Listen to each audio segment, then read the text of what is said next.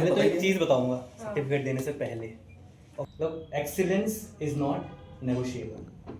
इसका मतलब क्या है? मैंने उस दिन AMA सेशन में एक स्टोरी बताई थी। हम सबको पता है जब एकलव्य गुरु द्रोणाचार्य के पास गया था सीखने के लिए कि मुझे सिखाओ, जैसे आप लोग यहाँ पे हैं कि मैं डाइट सीखना है, आप लोग इंटर्नशिप पे है, ऐसे वो भी गया द्रोणाचार्य के पास, मेरी धनुष विद्या सिखाओ, आर्चरी।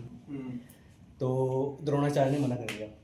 रीज़न क्या दिया उन्होंने, किसी को पता है? लोअर कास्ट की वजह से। नहीं, कास्ट नहीं बोला था, नहीं मतलब लोअर क्लास बोला था हाँ लोअर कि मैं रॉयल फैमिलीज के बच्चों को सिखाता हूँ, हाँ। मैं लोअर क्लास के बच्चों को नहीं सिखाता। ठीक है, उसका रीज़न मैंने क्या बताया था? उसका रीज़न ये था कि उनकी मतलब नौकरी का सवाल था, क्योंकि अग्रीमेंट हुआ था कि अगर आप लोअर क्लास को सिखाओगे तो हम आपको जॉब से हटा देंगे। तो उस हिसाब से उन्होंने ठीक किया, उन्होंने अपने जो भी एग्रीमेंट हुआ था उसका पालन किया। बट फिर एकलव्य ने क्या किया? उन्होंने क्या किया? एकलव्य मूर्ति बनाई, मूर्ति सीखने की कोशिश नहीं छोड़ी। हाँ, मूर्ति बनाई और डेली उनको ही गुरु मान के प्रैक्टिस करी। एक दिन में सीख गए? नहीं 10 दिन में, 20 दिन में, काफी ज़्यादा साल लग गए, सालों लग गए। उसके बाद फिर एक बार द्रोणाचार्य जा रहे थे कहीं, तो कुत्ता भौंकना शुरू कर दिया कुत्ते ने। तो वहीं पे उसका आश्रम था एकलव्य का, उन्होंने 7 बाण मारे। वो 7 बाण ऐसे मारे कि उसका मुंह देखिए बंद हो गया, मतलब मुंह खोल नहीं पाया, वो इस एंगल से मारे। तो द्रोणाचार्य ने सोचा भाई ये तो इम्पॉसिबल स्किल है, ये कैसे कर लिया? ठीक है, और ये जिसने भी किया वो अर्जुन से तो श्रेष्ठ है आर्चरी में, है ना? बट ये कैसे हुआ? तब फिर वो सामने आया एकलव्य, उसने बोला मैंने किया है वो।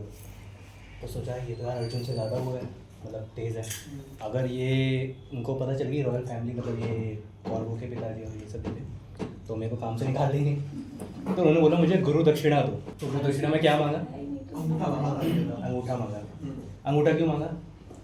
उसी से ही वो क्योंकि जब आर्चरी होती है ना अंगूठे से होती है, ऐसे पकड़ते हो बाण, अंगूठा ही गया तो खत्म, आप कर ही नहीं पाओगे।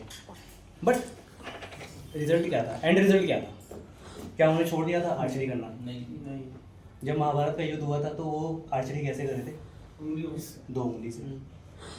उस बंदे ने पहले कितने साल लगाए ये सीखा, ऐसे चला, अंगूठा ले लिया, उसके बाद में सीखना छोड़ा, उसने फिर 2 उंगली से प्रैक्टिस करी, फिर उसने उतने साल लगाए या ज़्यादा साल लगा दिए। 2 उंगली से तो बहुत टफ होता है, ग्रिप बनाना, वो स्ट्रांगली छोड़ना बाढ़ को। तो इसका लेसन जो मैं मतलब रिलेट करना चाहूँगा सर्टिफिकेट डिस्ट्रीब्यूशन से, इसका लेसन क्या है आप बताओ, फिर मैं बताता हूँ। कि सीखना स्टोरी से रिलेट कर लो। सीखना कभी छोड़ना नहीं है अच्छा और प्रॉब्लम अपना 100% देना है। तो एक तरीके से कह सकते हैं आई कैन से कि हम लोग बहाने ना बना करके सीखने पर चीज़ें इम्प्लीमेंटेशन में ज़्यादा ध्यान दें, अपने एंड रिजल्ट पे ज़्यादा फोकस करें कि हमारा एंड रिजल्ट है क्या उस चीज़ पे। मैंने स्टार्टिंग में क्या लाइन बताई थी? Excellence is not negotiable. यहाँ पे एक्सीलेंस क्या है? उसने धर्म विद्या नहीं छोड़ी, मतलब उसने जब अंगूठा चला गया तो भी उसने, क्योंकि वो कमिटेड था, करना तो यही है भाई, चाहे जैसे भी करना है, करना तो यही है। तो अंगूठा ले लो, उंगली ले लो, पहली उंगली ले लो, दूसरी उंगली 2 उंगली से करूँगा, ये भी ले लोगे तो इससे करूँगा, वो ले लोगे तो ऐसे भी कर लूँगा, हर तरीके से करूँगा तो यही, नहीं तो एल्बो से कर लूँगा, छोड़ूंगा नहीं। जितनी भी डिस्ट्रैक्शंस आए, जितनी भी चीज़ें टफ हो, मैं करूँगा तो यही। तो वो कमिटमेंट से आता है। तो जो मैंने लाइन बताई, excellence is not negotiable, because excellence comes from commitment, और commitment comes from efforts, efforts come from actions, actions come from focus, goal, mindset, mindset. Mindset कैसे बनता है? बिलीफ, बिलीफ कैसे बनता है? थॉट्स, थॉट्स कैसे आते हैं? हैबिट्स अब हैबिट्स और हम लोगों ने क्यों शुरू किया इंसेंटिव देना? क्या लगता है आप लोगों को रीज़न, मेन रीज़न?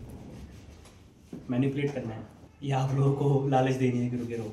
ये रीज़न है किस लिए इंसेंटिव दे रहे हैं? मोटिवेट करना जो मैं कर रहा हूँ। नई मोटिवेशन भी नहीं है, और क्या रीज़न हो सकता है क्यों इंसेंटिव हमने शुरू किया देना? ये सब क्वेश्चन इसलिए मतलब मैं पूछ रहा हूँ क्योंकि अभी हमारा ये फर्स्ट इंसेंटिव डिस्ट्रीब्यूशन सेरेमनी है। इसके बाद तो इस क्वेश्चन में कोई मतलब वो वैल्यू रहेगी नहीं, बट ये फर्स्ट टाइम है तो इसलिए क्या लगता है? ना मोटिवेशन रीज़न है, ना आप लोगों को लालच देनी है, तो क्या रीज़न हो सकता है? अमित सर ने बोला था जब इंसेंटिव का वो प्लान बना रहे थे, तो उन्होंने कहा था कि कंपनी कमाए, मैं ये चाहता हूँ कि कंपनी भी कमाए और जितने बंदे हैं यहाँ पे वो सब ग्रो करें मेरे साथ ही। हाँ सर ने एक बात कही थी उस टाइम पे जब हम लोग मीटिंग में थे, तो ये कहा था अगर तुम लोग कमाओगे तो मैं तो ऑटोमेटिकली कमा ही लूंगा। तो इसलिए कि हम लोग का ज़्यादा से ज़्यादा फोकस रहे कि अपना जो चीज़ हमें दी जा रही है हमने टारगेट्स अचीव करें और अपने लोअर सीपी पे विद क्वालिटी के साथ हम चीज़ें अचीव करेंगे तो एट द एंड कंपनी भी ग्रो करेगी ही करेगी। चिराग कुछ बोला? यही मतलब सेम चीज़। और सर ने बोला था कि मैं मतलब एक कंपनी नहीं बनाना चाहता, मैं एक प्लेटफॉर्म बनाना चाहता हूँ एड्स क्रश को, जो जिससे सब कमाए। मैं ये नहीं कह रहा कि सिर्फ मैं ही कमाऊँ, ये कमाऊँ, वो कमाऊँ, सब कमाए उससे। और ये प्लेटफॉर्म मैं बनाना चाहता हूँ, मेरा मेन गोल यही है, मैं एक प्लेटफॉर्म बनाना चाहता हूँ। इस पूरी चीज़ को अगर एक वर्ड में डिफाइन करें तो क्या वर्ड हो सकता है? कमिटमेंट। कमिटमेंट, कमिटमेंट से ही इंसेंटिव आएगा। हाँ, और भी कोई वर्ड हो सकता है? सैलरी तो आ ही रही है, ठीक है, पर मुझे इतना पता है कि सैलरी से ज़्यादा सुख इंसेंटिव मिलने का होता है। एम आई राइट? आप तीनों को तो मिला है तो फील कर पा रहे होगे, फील कर पा रहे हो, ठीक है। जिनको नहीं मिला उनको भी फील कर पा रहे हैं, वो भी फील कर पा रहे हैं, ठीक है। तो टू रिस्पेक्ट दैट, मतलब देखो एक मतलब कठोपनिषद में एक स्टोरी है नचिकेत के बारे में, शायद आप लोगों ने सुनी होगी। नचिकेत और यम का कुछ कॉन्वर्सेशन हुआ था। Yes sir. श्री विश बोली थी यम ने उसको। नचिकेत एक बहुत यंग लड़का है, 14-15 साल का ही है या 13 साल का होगा। उसको यम वो बड़ी मेहनत से पहुंचा था यमराज के पास। यमराज ने बोला 3 विश मांगो, ठीक है। 2 विश तो उसने मांगी। पहली विश मांगी उसने कि मेरे जब मैं दोबारा वापस लड़ाई करके पहुंचा था वहाँ तक, वो बहुत उसने मेहनत करी थी, तो उसने बोला जब वापस जाओ पापा मुझे एक्सेप्ट कर लें, पापा सब कुछ बुला दे, ठीक है। उसने ग्रांटेड। सेकंड विश मांगो।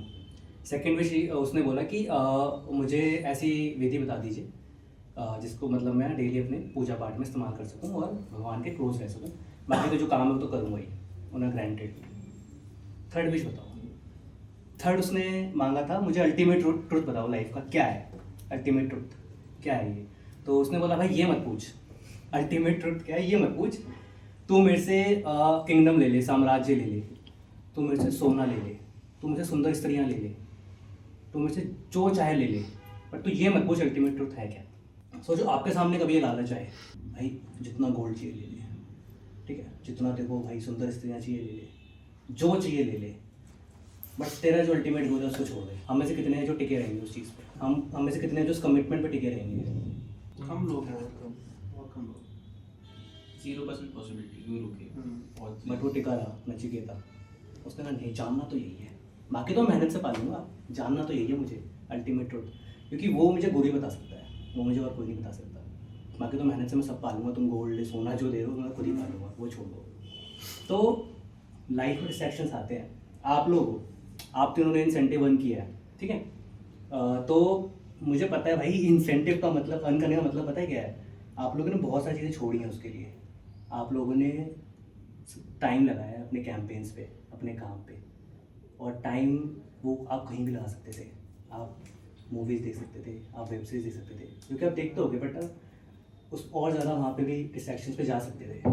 जैसे आपने बोला टेंशन लेनी पड़ती है पॉजिटिव सेंस में, वो टेंशन आई कहाँ से? वो कमिटमेंट से तो आई। मुझे पता है अंदर इंसेंटिव का लालच नहीं था, मैं अच्छे से जानता हूँ। वो इंसेंटिव का लालच वो तो पता है बनेगा तो मिल ही जाएगा। वो टारगेट का target. I have to prove myself, I have to prove my excellence.